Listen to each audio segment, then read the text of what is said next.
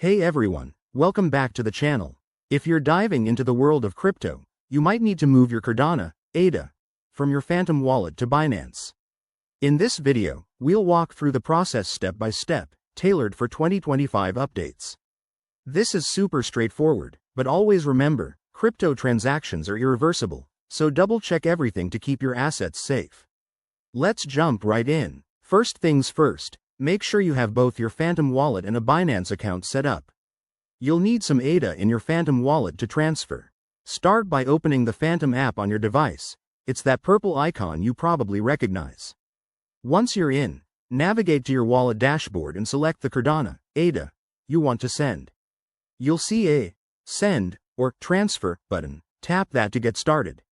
Next, you'll need the deposit address from Binance.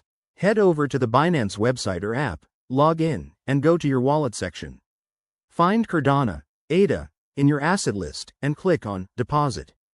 Binance will generate a unique address for you. Copy that down carefully, as it's case sensitive and super important. Now, back in Phantom, paste that Binance deposit address into the recipient field. Double check it to avoid any costly mistakes. Then, enter the amount of ADA you want to send. Phantom might ask you to confirm network fees. Cardano uses the ADA blockchain, so expect a small fee for the transaction. Review everything one last time, and hit Confirm or Send.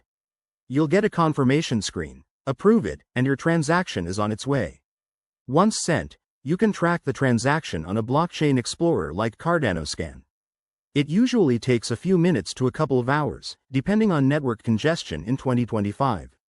Head back to Binance and refresh your wallet to see your ADA arrive. And there you have it. That's how you send Cardano from Phantom to Binance. If you run into any issues, check the official docs or reach out to support. Don't forget to like, subscribe, and hit that bell for more crypto tips. Thanks for watching, and see you in the next video.